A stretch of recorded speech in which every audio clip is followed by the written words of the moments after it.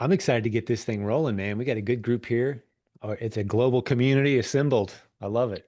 Good to Yeah, see you, Yoda. New How are you, my Zealand, friend? Istanbul. Oh, that's Fantastic. How awesome. about yourself? Doing, It's doing been great. three Always good to months see you. Always good to see since you. Proven Conference, and I'm excited to reconnect you. I always say you're one of the coolest guys in the industry with absolutely the coolest name. That's what I always say about you, Yoda. I'll have to thank my parents for that.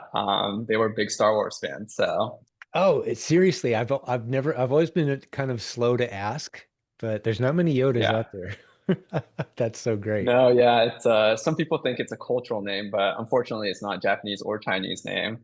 It's absolutely It's a Star a Wars Star thing. Wars name. Oh, that's great. How's your Yoda impression?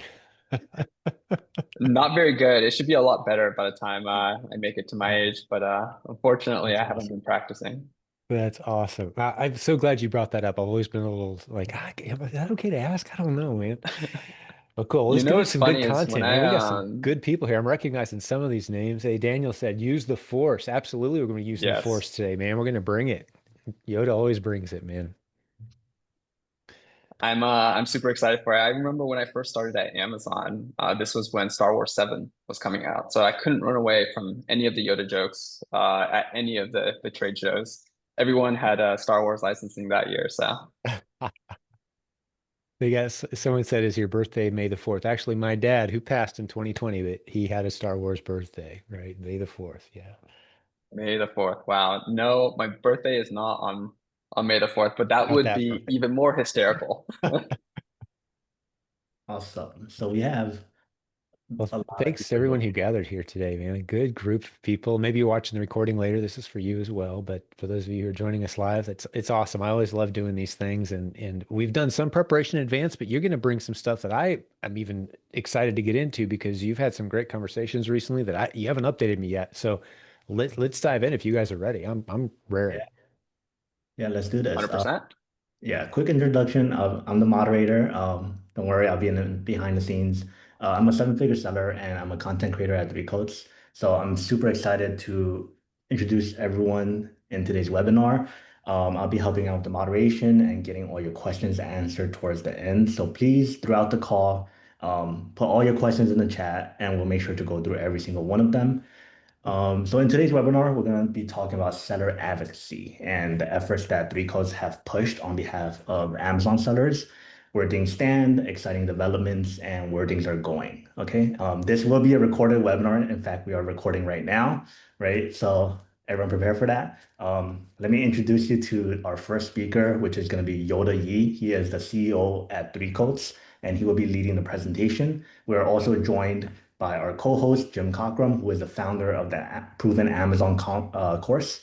So I'm going to pass it on to them and I'll be in the background. Thank you guys so much. I'll see you. Thanks, Steven. Good work, buddy. Thank you, Stephen. Do you want to kick us off with a quick introduction on yourself and then I'll take it over? Sure. To keep it short, I want maximum value delivered to those who are with us today and to those who are going to listen to this recording later. And my name's Jim. You can find me at silentjim.com, like it says on this cool little placard my mom got me. Amazon training. We've got arguably one of the largest, if not the largest, communities of successful Amazon sellers and those trying to build a business on Amazon in the world. So we're kind of the education side. And I think of three cults, and that's you, Yoda, as the kind of the leading force, there's the word again, in software with three cults and everything you've done there. So between the two of us, we've got a pretty robust audience that we can reach of Amazon sellers, specifically resellers, which I appreciate this about you, Yoda, is you have a very bright forecast for the future of Amazon reselling, as do I, based on all the facts, data, and evidence and everything laid before us. I argue now is a better time than ever to get into the game from what I'm seeing. And I love that you echo a lot of those sentiments as well. So that's enough about me. I want to get into the content and hear what you've been hearing lately. Absolutely. Well, thanks for that, Jim. And for everyone else, I'm also a very big believer in the reseller industry. If we go down this path, we'll end up talking a full hour about that alone. And so I'll try and avoid diving too deep into that and showcasing a little bit of the presentation that I prepared today. So let me pull that up really quickly. Do you guys see my screen? Looks great to me. Fantastic.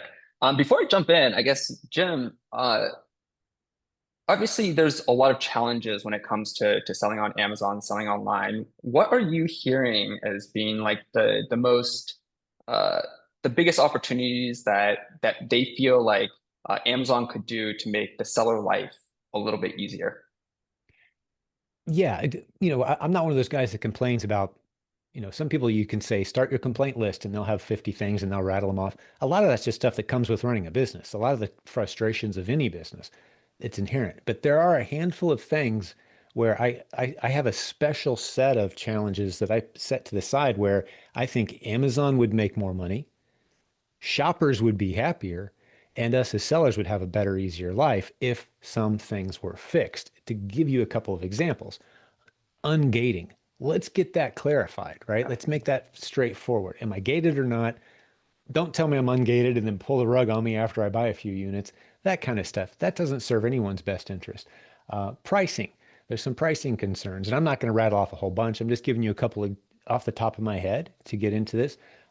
But sometimes Amazon will say, hey, you're not allowed to charge more than $20 for this thing. And we're looking and it's like, well, that guy's charging 28, and this guy's charging 40.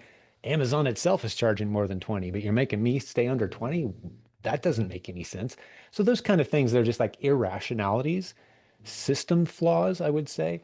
Um, a handful of those, I would say, is the most frustrating things for me, is because it makes sense for everyone for those things to be fixed.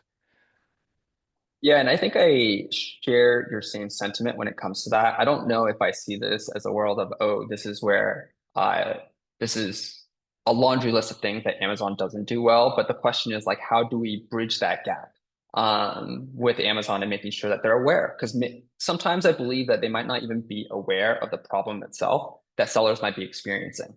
And so for everyone that's here, a quick introduction on myself. I'm Yoda. I'm the founder of Three Colts. But prior to this, I actually started in the Amazon space about 11 years ago, a little bit over a decade now, which is crazy to say that I've been in the industry for over a decade. But I started it at the Amazon headquarters in Seattle in 2014. And as a 21, 22-year-old, freshly graduated out of UCLA, I remember my first project pretty distinctly. I was launching direct import from China and Vietnam into Canada through the LA ports using at the time, Obama was president, so we had the North American Free Trade Agreement, um, and got the containers up to Vancouver. Used transloaders to send the containers out to our Toronto FCs, only to find out that our Toronto FCs did not have forklifts to undouble stack the double stack pallets. And it turns out you can't just prime deliver a forklift over to an FC. And so we had to call a bunch of different FCs by the border to get that moved up to Toronto. But I share this story all to say that you have a lot of people at Amazon. At that point, maybe hundreds of thousands. By the time I left, it was millions to I think over 1.5 million people at Amazon working and making decisions at Amazon on a variety of different topics, right? And it's not that they're coming from a place of malice. It's not like I was like, oh yeah, I really want to screw over the FT workers, and that's why we didn't think about the forklift. But you have a lot of people at Amazon making decisions that have downstream impact that are unintended, right? And sometimes those decisions are not even brought up to them until a lot later. And so that's kind of why I share that experience. I mean, after that, I was on the Amazon Fresh and Prime Now team, launching warehouses, and this is where I got to see what case pack receive looked like, pallet receive, all of these different types of receive processes, and how difficult it is at Amazon, and what makes a shipment easy to receive, and as a result, as a receiver, what you gravitate towards to start receiving. And then I switched over to the Amazon API team out in London. For anyone that remembers, Amazon used to have one API called the MWS API, and around that time, they actually switched into two APIs: the advertising API as well as the SP API. And so I had a chance to work on that and launch throughout Europe. And this is the first time I learned about software applications that integrated to Amazon. Prior to that, I was honestly did not know it existed.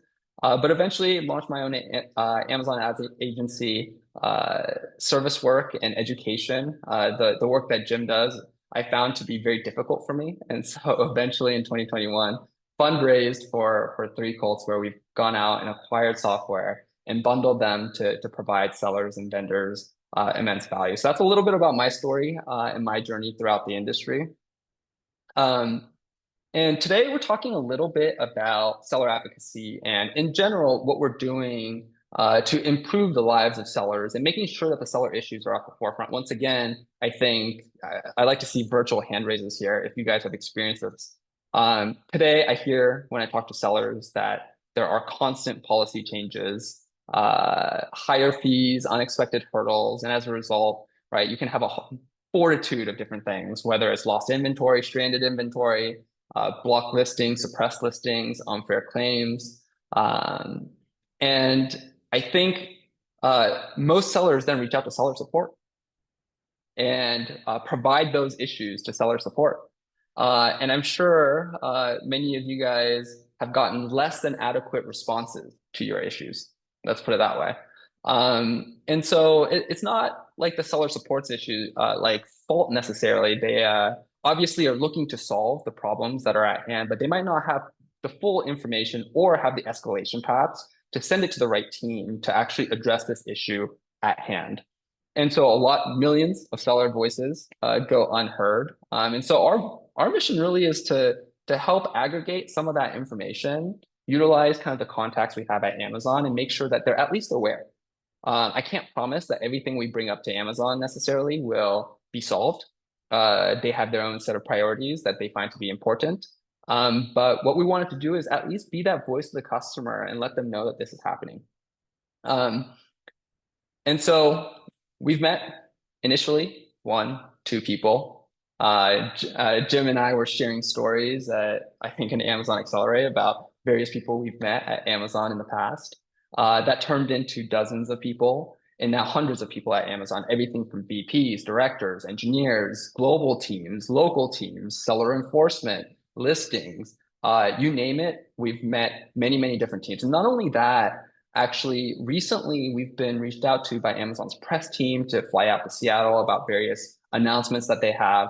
And so I think at this point, we just have so many different contacts within Amazon.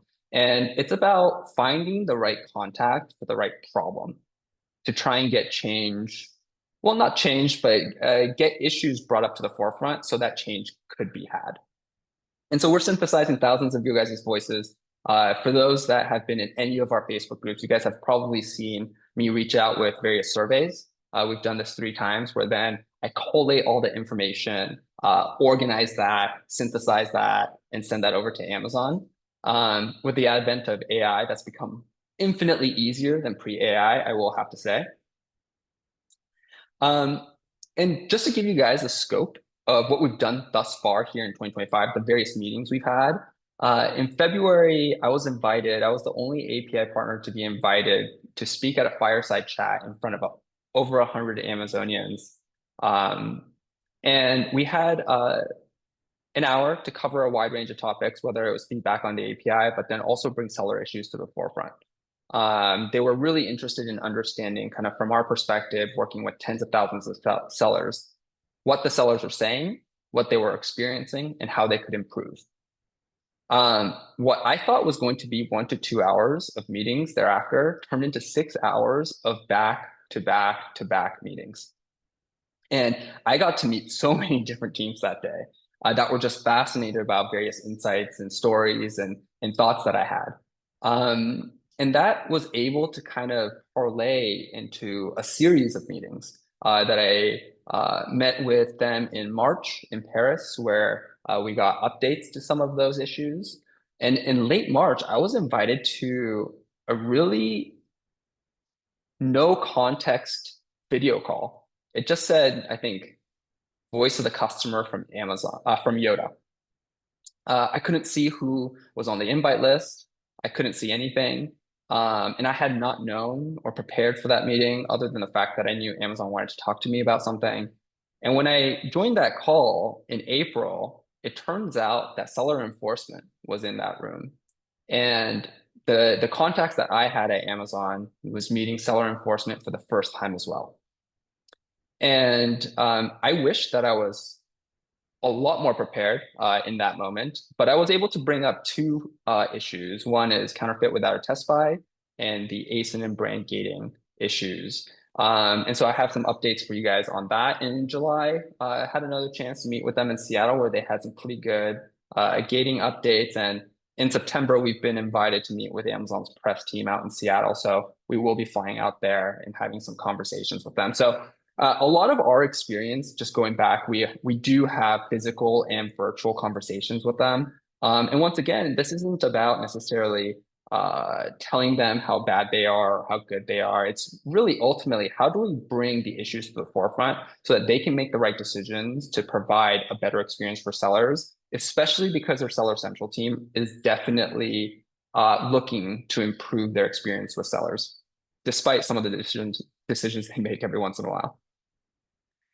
Um, and so I want to go into some of the five issues that we actually brought up to Amazon and some of the updates that they've been able to provide with that.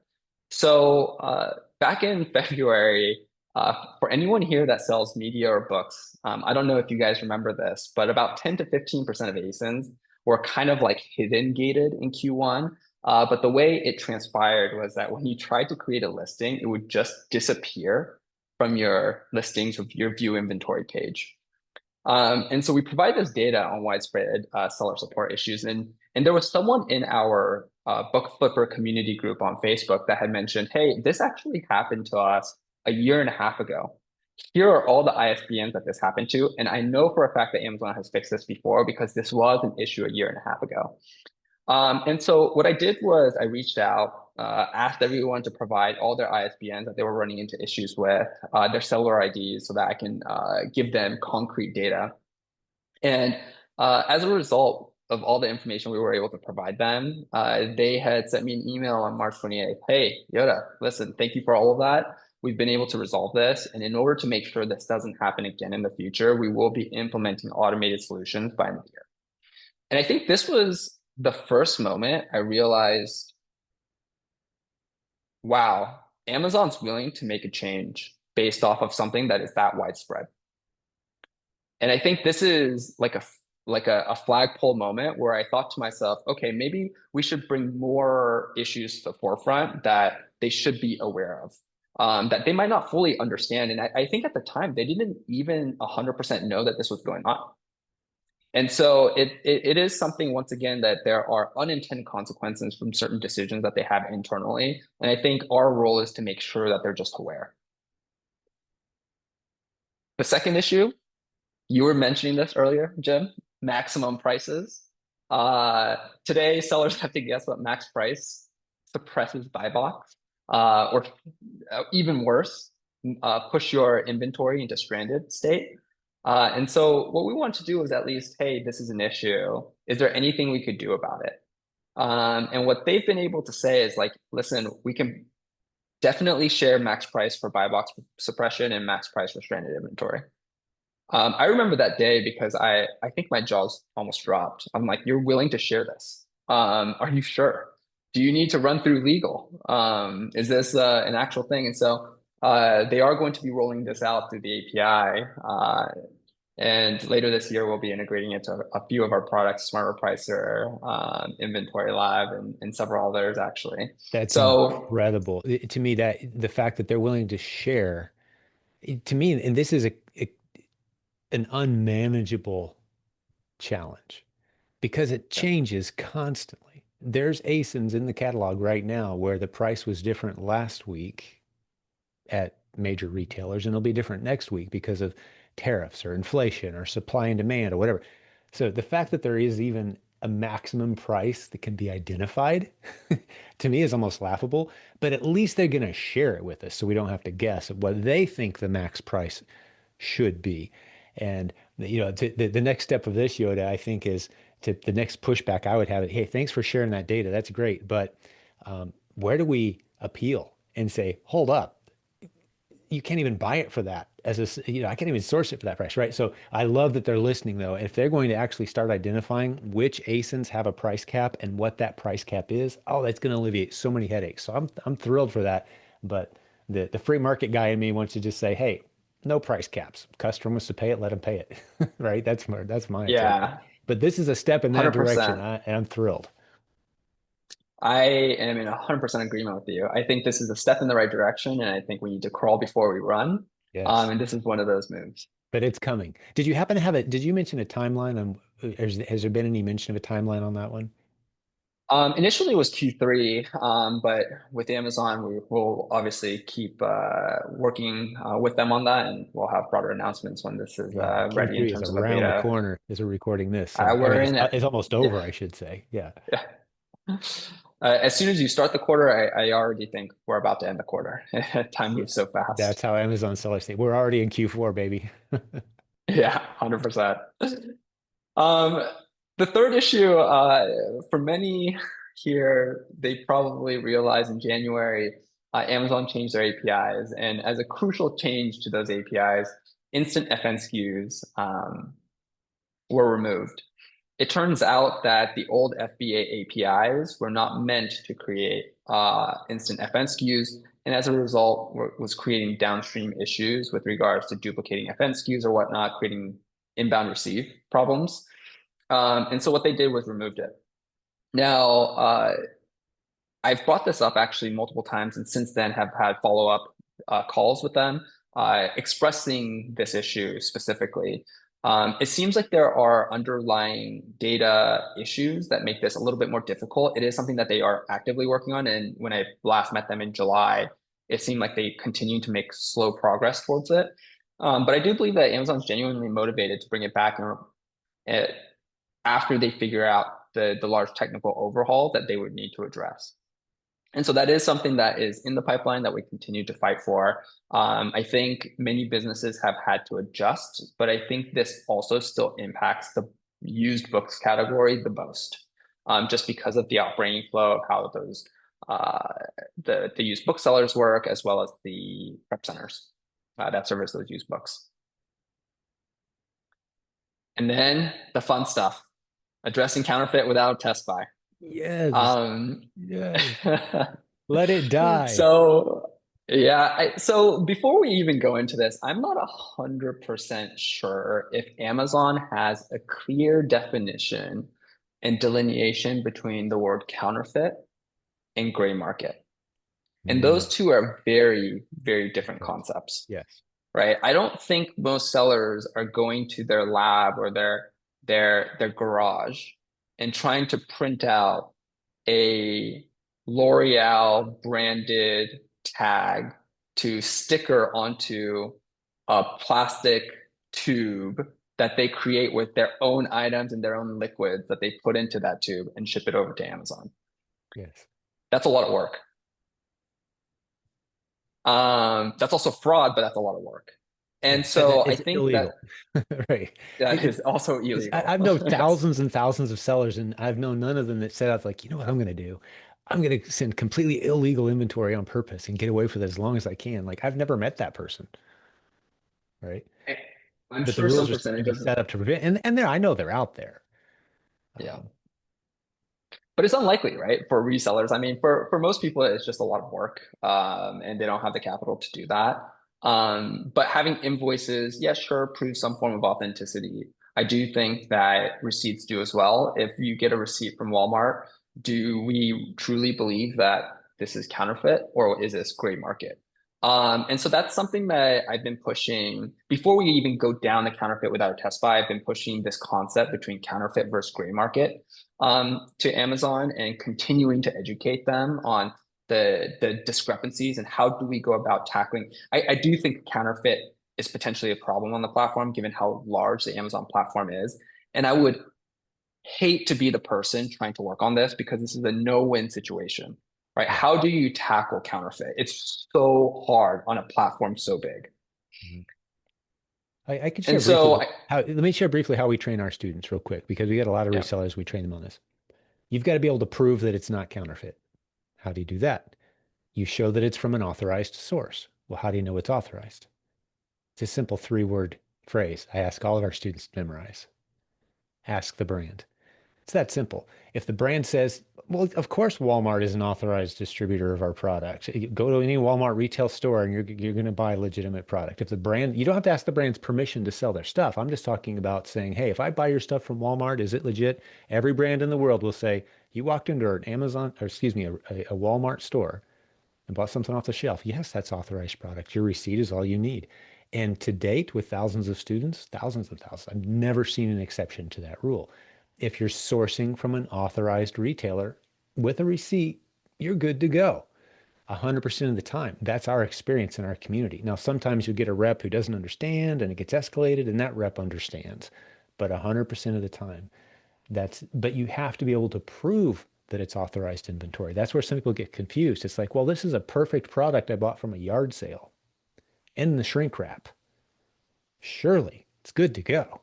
No, because you don't have that chain of custody showing that it came from authorized. So Amazon has to assume that it's from an unauthorized source. That's how we train. And 99.99999% of the time, that's exactly how the rules are interpreted. And we've got thousands of resellers operating within those rules, meaning all legitimate retailers are good to go, assuming they're authorized to sell the brands that they sell on their store shelves or on their website. Ask the brand when you're in doubt. I just wanted to throw a quick lesson in there because there's a lot of confusion in the industry, and I'm hoping a lot of people see this. There's a lot of good places to source inventory, and a retail receipt will get you through if the store is authorized to sell the brand they sell. Ask the brand. That's how you can know. You Hopefully know that's what's helpful for somebody. funny about that? That's 100% very helpful for someone here. You know what's funny about that is I think the brand owner that has brand registry is the only one that can file a counterfeit without test buy. So it is funny that that comes full circle that you would reach out to the brand themselves to confirm that Walmart is an Yes. authorized retailer for their brand. Well, there's a big difference between asking confirmation that you're about to purchase from an authorized source and asking that brand permission to sell their stuff. 100%. There's tens of thousands, if not hundreds of thousands of brands right now that would say, we don't want you to sell our stuff on Amazon, but their stuff is sold on Amazon all day, every day, legally and within policy, and Amazon has your back. Amazon loves the first sale doctrine, but I call them the grumpy brands that have hired lawyers that say, no, we don't like the way that one word is phrased on that ASIN, so therefore we want to shut down Amazon, and they beat Amazon to submission, and all the sellers have to get off that ASIN, and the ASIN gets shut down. I call those grumpy brands, and they're out there, and you stop selling that stuff, right? We've got, just to be clear, Yoda, and you know this, but for those listening, we've got resellers in our community with catalogs of 100,000 ASINs that they are selling against. And they see these issues pop Wow. up all day, every day, and they swat them down like little, you know, flies, and they go on with their life. So that's how the game is played at that level, is buy from authorized sources. If it's a grumpy brand, you drop that ace and you move on. There's hundreds of thousands of brands out there that you can sell against.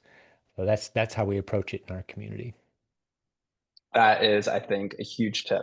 And so I appreciate you selling that with the group because that I don't know if I fully understood the first time you told me this last time. But that totally makes sense. And reaching out to the brand just to double Oh, check that the retailer that you bought it from is an authorized retailer is a huge well, tip, because I that's what the think. brand, that's what Amazon's going to do. If a brand Yeah. says, hey, you're selling counterfeit, I think that's the seller over here selling counterfeit. Amazon's going to ask for your invoice or receipt. They're going to show that invoice or receipt to the brand and say, is this an authorized source?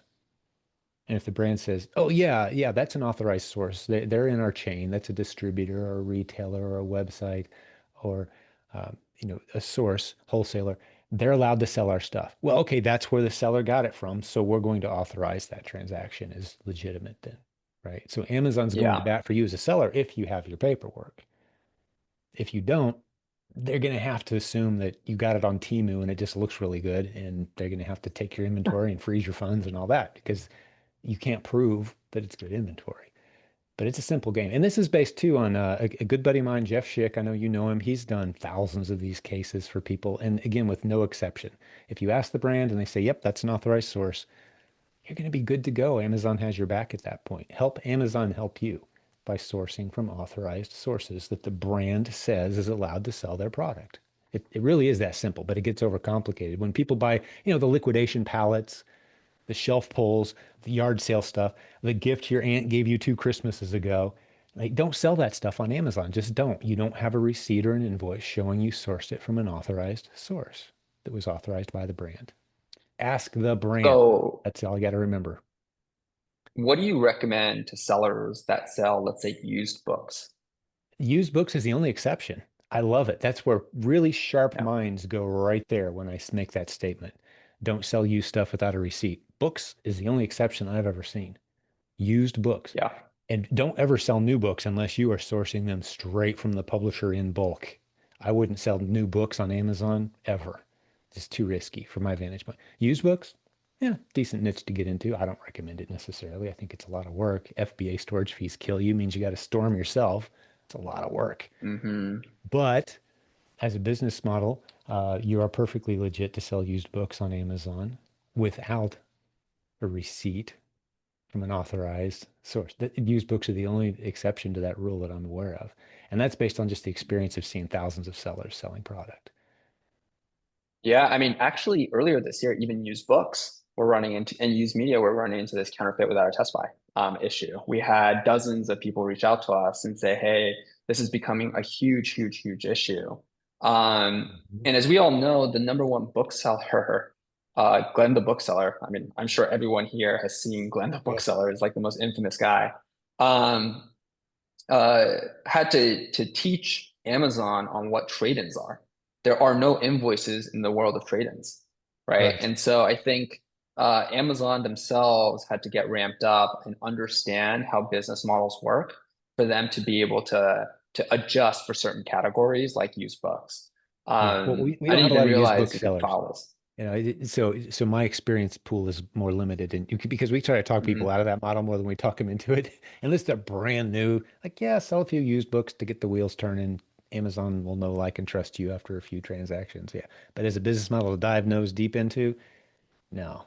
So that's my experience circle. So I love that you're even there. It's just another good reason for me to talk people out of used books because you're not going to have, Yeah. well, Amazon figures it out. You're not going to have a good receipt or invoice for a pile of used books that you bought at a yard sale, right? You can't prove that You know, those the are one thing that I will say in favor of used books, aside from the fact that that's Amazon's obvious ethos, having started as a book business, is that I that. feel like used books might be the only category of arbitrage selling that has made it to over 100 million in sales for Well, one there's just seller. so many listings, though. They've got an unfair I advantage. But yeah, know it's a massive category. Yeah, it is a massive category, and so it's pretty cool to see. I obviously would love to see the first arbitrage seller that hits 100 million in sales outside of media, which I'm sure it'll just take a little bit of time before someone in this room may hit that it's number. coming. It's coming. It's coming. So just to come back to counterfeit without a test buy, obviously a lot of legitimate resellers get hit with these unfair counterfeit claims. And so we reached out to our Facebook groups and had a survey that we sent out.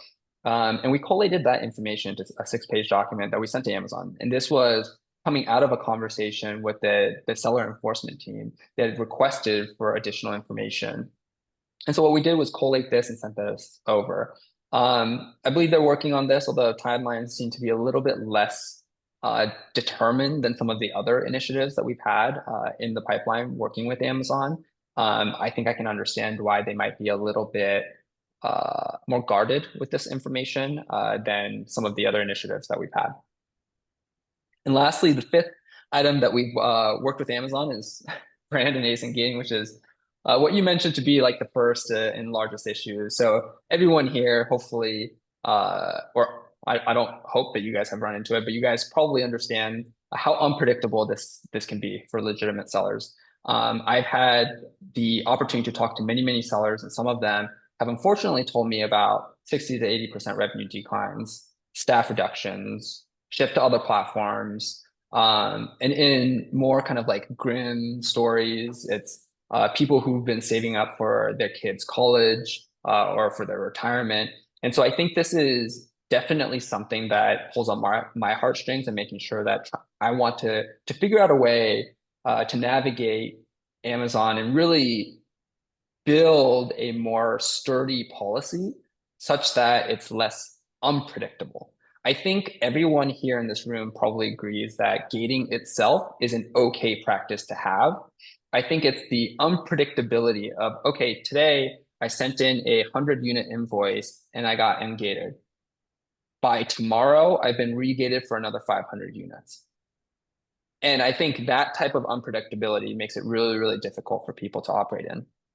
And so what I did as a result of the same call, I prepared, sent a similar survey to our various Facebook groups, collated a 14-page document across 100, I want to say 80 or so sellers to highlight the unintended challenges, especially for various categories like news media and arbitrage, where sometimes gathering invoices is not as possible. You might have store receipts, whatever it is.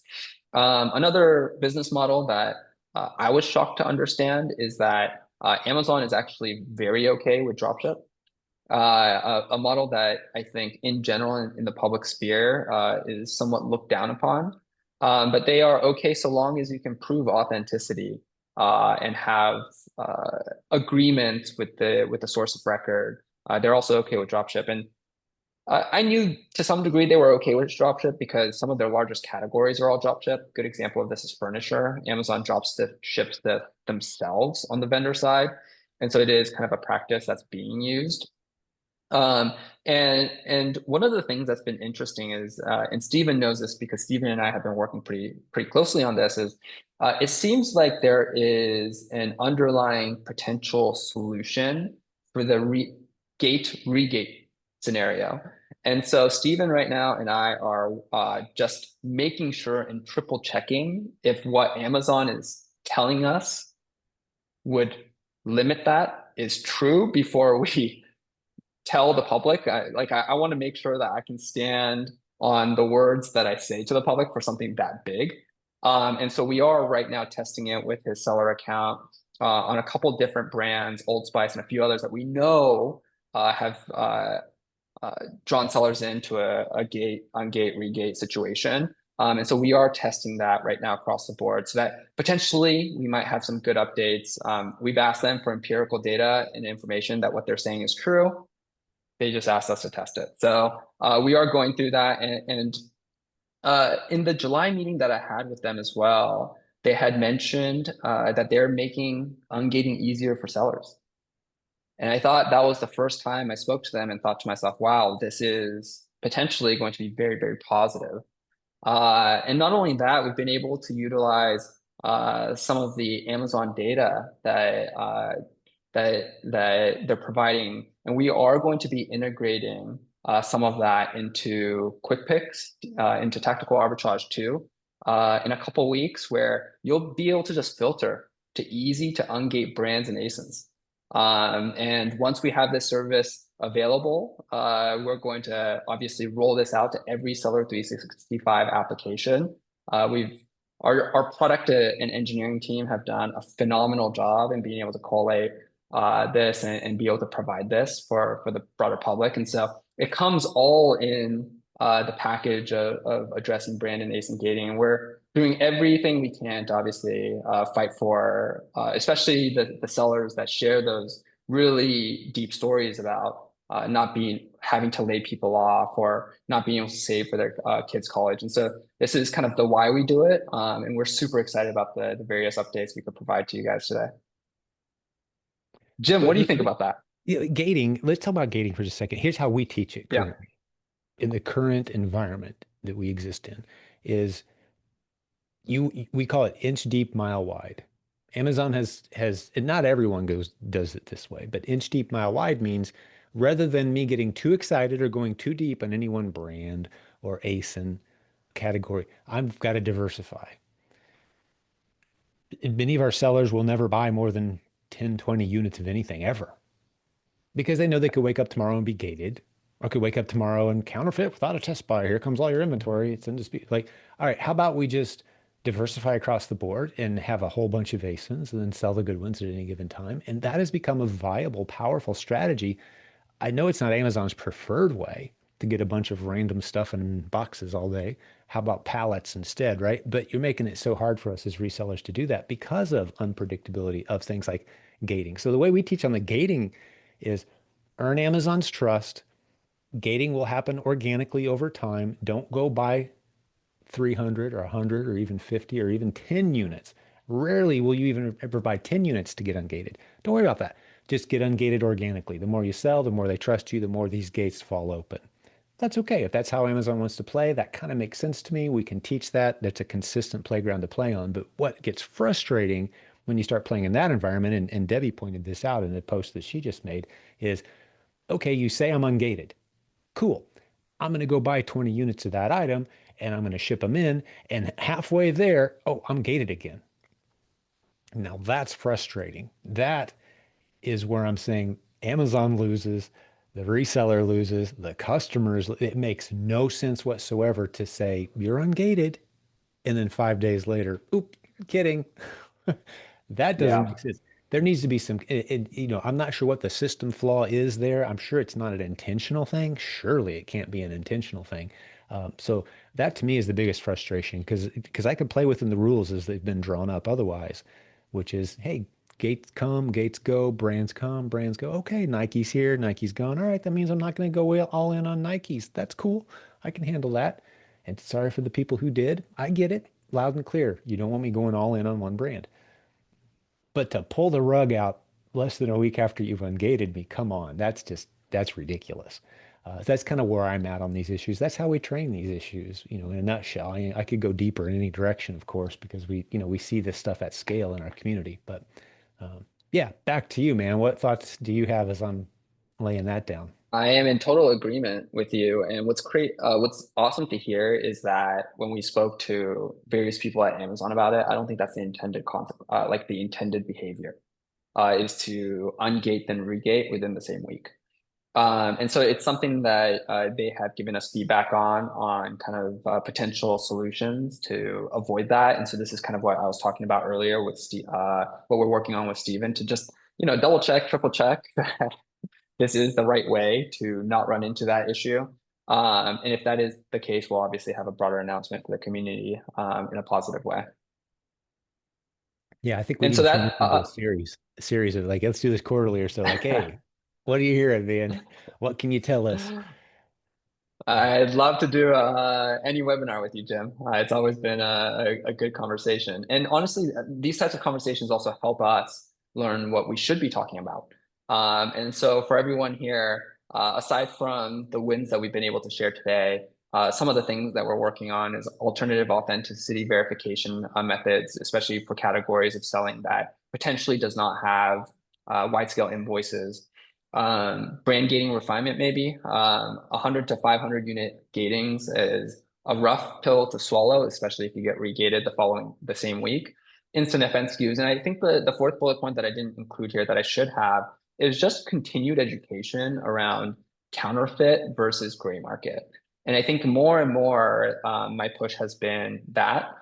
Um, and so I think as they like deeply understand the differences there and try and tackle sellers that do sell counterfeit items, which once again, it's a thankless job. It's a tough job for anyone to be working on.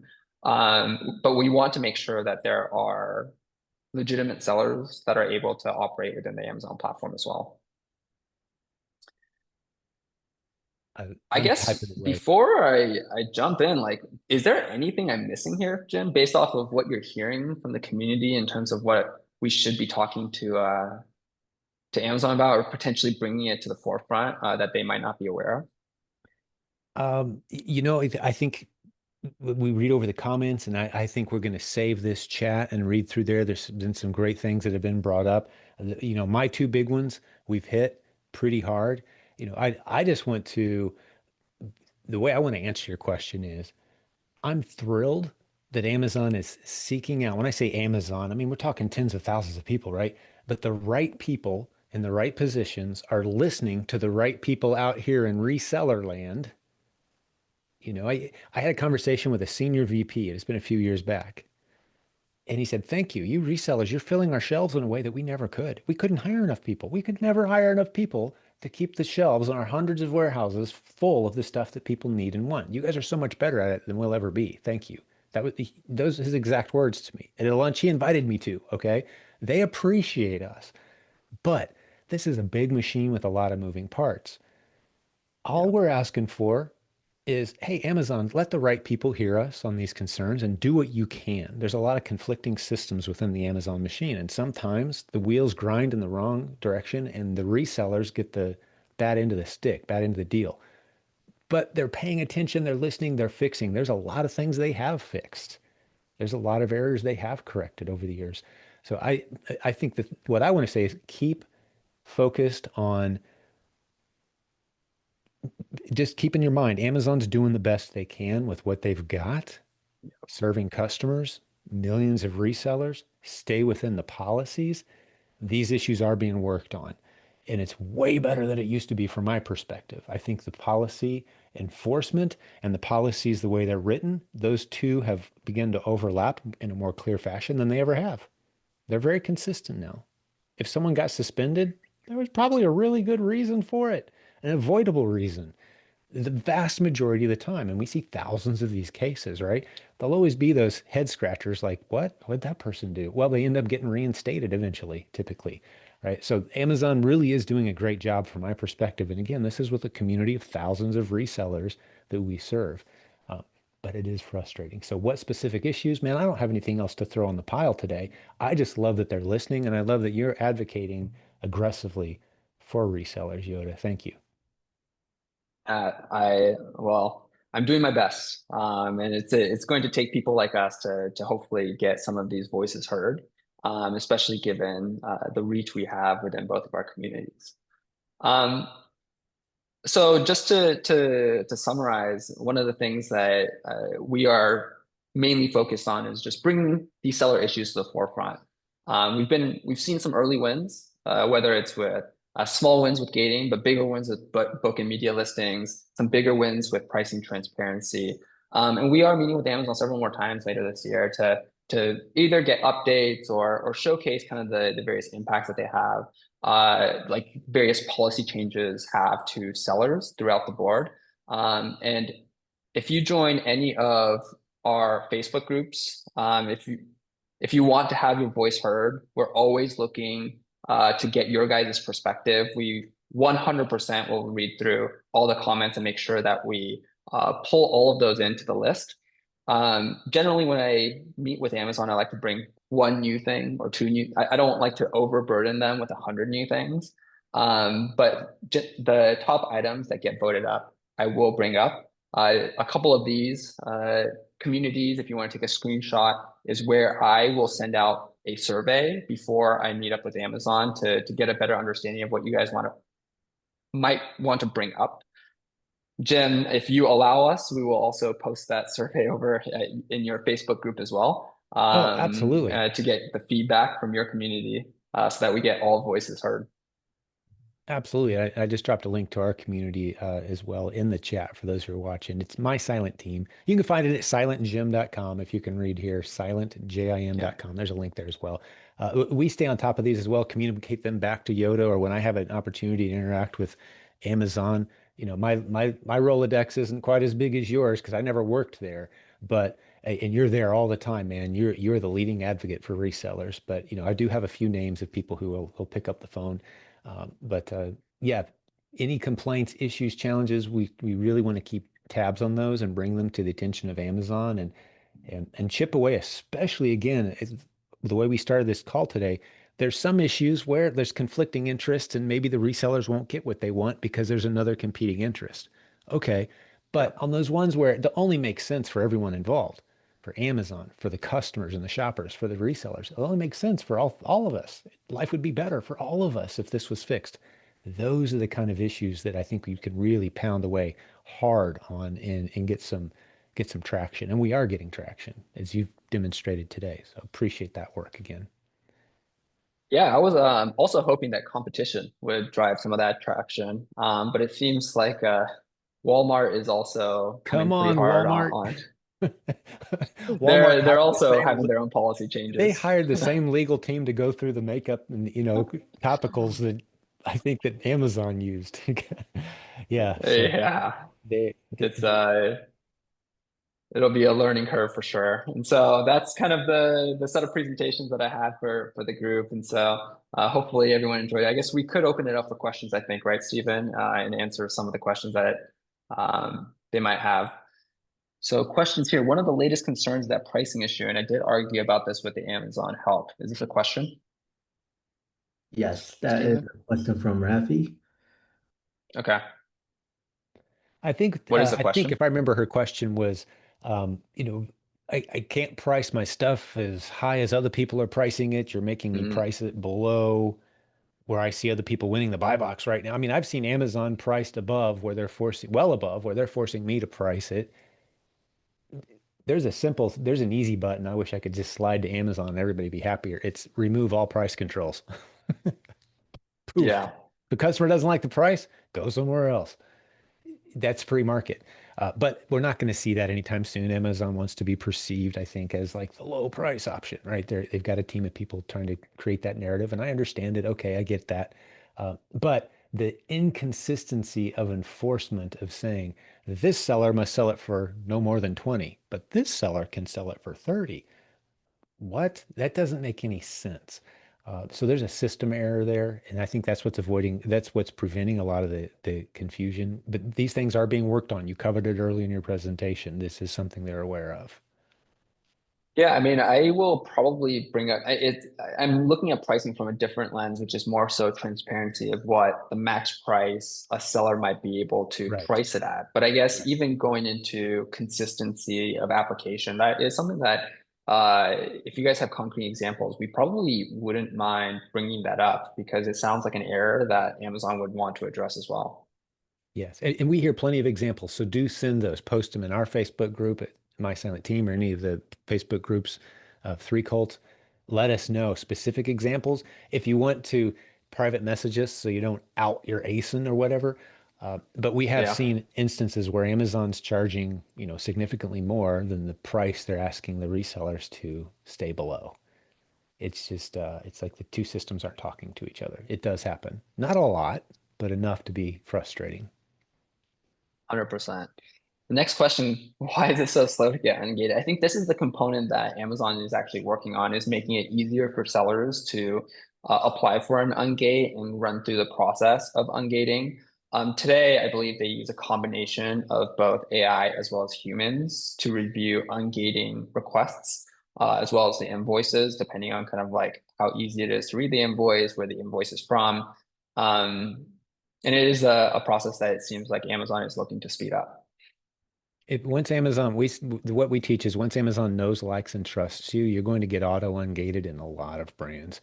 One of the things that we do is we'll give new sellers 1,000 brands and let them scan through real quickly and see if they're ungated in any of them, sell on some of them, and then once you've got 30, 50 transactions or so, you start to see the auto ungating start to spill where you're just clicking and saying, would you like to request to be ungated? Yeah, I'd like to request. Boom. Congratulations based on your selling history. We all love to see that screen ungated. It's like a momentum build. You have to roll that snowball up the hill a little bit. Then when you get to the peak, it's just like push it over the top. It really does start to roll.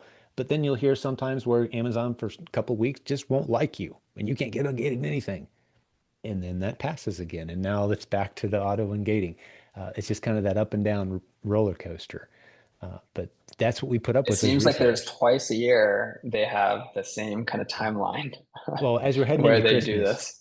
yeah, It's going to we're happen heading into again. that season where it's going to be hard to get ungated on anything. Starting, what is it typically around, beginning of November or so, it starts to get really tight and it can stick around Yeah, a couple months. 100%.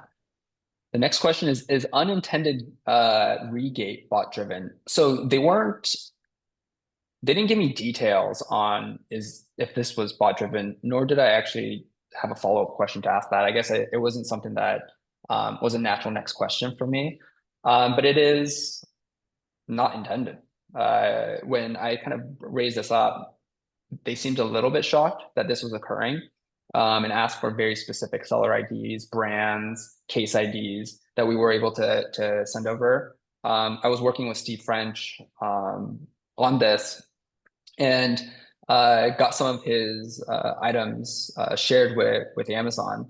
As a result, they followed up and told me, "Hey, we think that this is what's going on. This is what's going to avoid the gate regate issues. And so they asked us to kind of like double check on our end. And this is what Steven and I are working on right now in the background. We want to like at least empirically show evidence to ourselves that this is actually working before letting everyone know. Because if I do say this and it doesn't work, obviously it wouldn't be great news. And so this is something that we want to double check before we share with the broader group.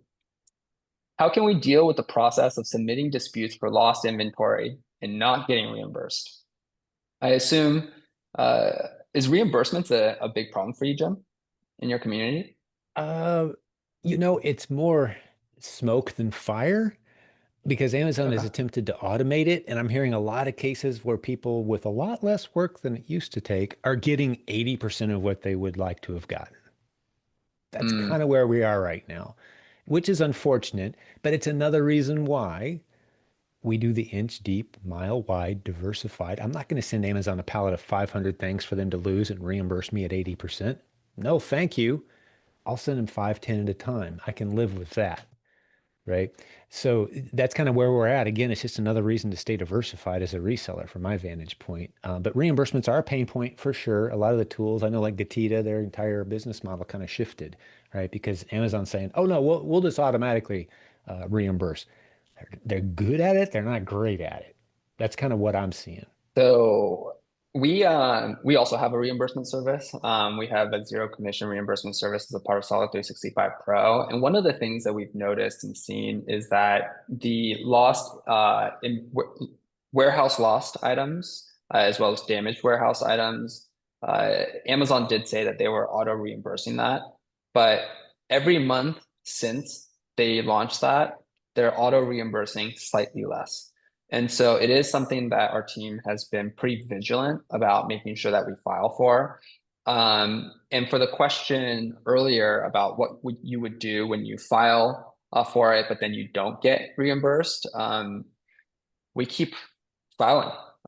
If it was lost, it was lost. And so there should be FNSKU evidence or whatnot to be able to file for that. Now, if there was lost inbound is a little bit different. You'll need to showcase a proof of ownership or proof of delivery, depending on kind of how you delivered into Amazon. And that's what you'll need to provide. And so if the invoice is illegitimate, obviously Amazon's not going to accept that. And that's something that you're going to need to be kind of on top of and making sure that you get your final reimbursements. Steven, how do we avoid placement fees? I mean, there's the way everyone does it, which is ship to all 5 locations for optimized shipments. Is there any other way to get this done, Jim? You know what? You're out of my field of expertise. Okay. That's such a moving Yeah, target. no. And I don't create the content for our team that addresses that. So I'm not going to take a guess at something I don't own. One of my favorite answers is I don't know. Yeah.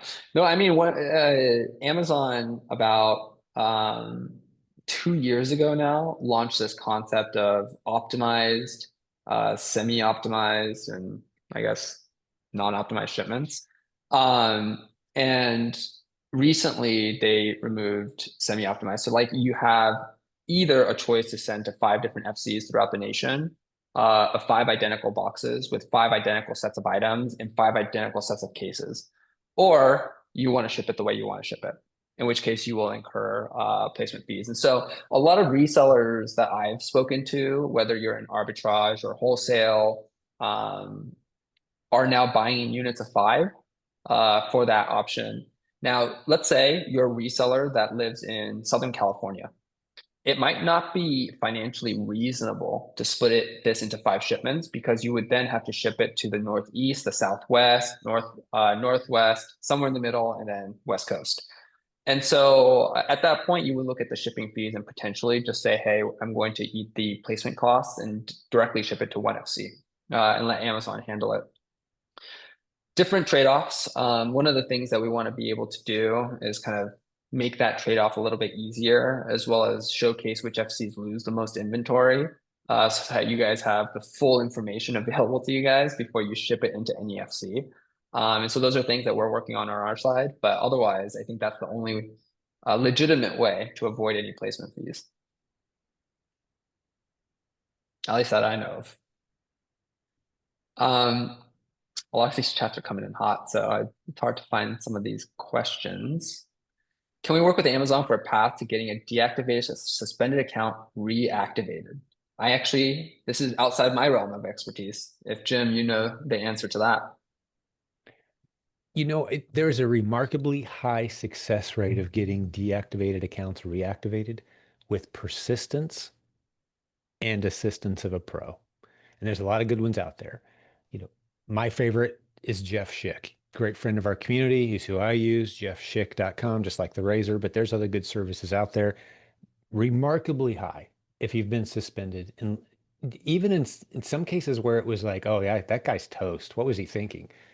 With persistence and which means like repeated efforts, that sort of thing. Examples are, during, I know some people that were just in brutal, knowing violation of Amazon's bundle policy at scale, made a ton of money till they got caught and shut down. And they thought, game over. But no, with persistence and some appeals, they got back in. And now, I mean, they're not allowed to make the same mistakes again, obviously.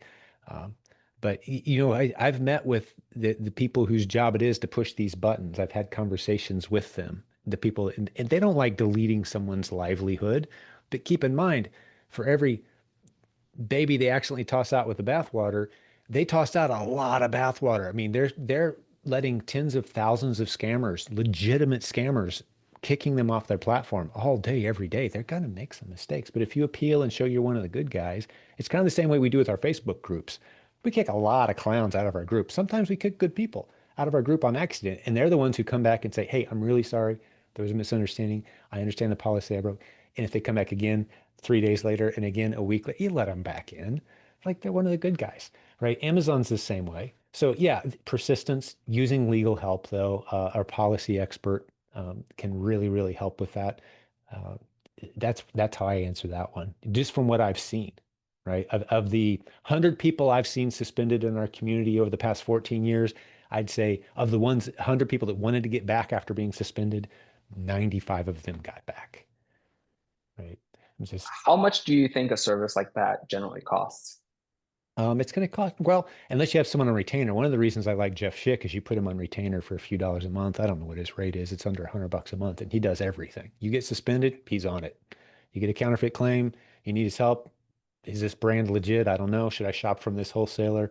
You just send it all to him, and I really like it. But if you're coming in cold and you're suspended, it's going to cost a few $1,000, 2 to 5 grand probably, as a starting point. Um, it's not tens of thousands, but it's going to be thousands to get reinstated for the most part, from what I've heard and seen. And it's not a guarantee either, which is frustrating. But again, very high hit rate on reinstatements, assuming you weren't just egregiously abusing the system in some way. Yeah, I mean, that sounds like a pretty good hit rate as well as I guess it is a cost, a business cost that you would need to invest in to get your account back if you Yeah. feel like you can earn Yeah. that Once much sellers get back. rolling, they're doing $10,000, $15,000 a month. We're like, yeah, drop a few bucks, put Jeff on retainer. That's our typical advice. Um, and then if these things happen and you get these confusing, scary, it's the same way I treat my accountant, Yoda. When I get something scary from the IRS or from the state of Indiana about my taxes, I don't even open it. Just send it to him. He'll tell me if it's scary or not. And it usually isn't. Right. So I do the same thing with all the IP issues and, hey, you're not allowed to sell our stuff and the scary letters that come in the FedEx and like, hey, Jeff, should I open this or throw it away? And you're like, yeah, just trash that one. That's no big deal because he's dealing with these brands. He's got a database of these brands, which ones actually have teeth, which ones actually are, you know, there's plenty of sellers out there sending fake letters to each other, trying to scare people off of my ASIN, right? Like most of that stuff goes in the trash, but sometimes there's some teeth behind it and you've got to take it seriously. So yeah, at the point that you're making a few bucks, you need to invest some of it towards someone who knows what they're doing in that arena. Cool. And this is probably the last question. Where can we get the latest updates on the brand regaining issue? You can join any of our Facebook groups. Generally, Austin, Steven, myself will be posting updates whenever we do have meetings with Amazon. I do also post them on my Twitter account as well.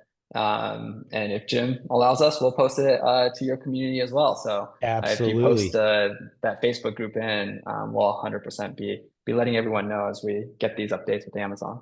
I need to follow you on Twitter, man. What are you just at Yoda Yi? You got it. Because I imagine there's not many of you, so I guessed. I just dropped it in the Yeah, chat for folks. That's great. that's That's great. awesome. I Yeah. appreciate it. Good stuff, man. Um, And then we well, have a Stephen, you want survey. to close Yeah, we this have out a for us? survey at the end of this call. So for those that are still here, please fill that out so we could bring topics up when we do talk to Amazon. This is the best way to get all your concerns and issues answered and making sure that everyone's on the same page with these. Um, if you guys really enjoyed this webinar, we'll be glad to have another one once we have more updates as well. So please, if you're coming from Jim's Facebook group, please ask him to have another webinar with us.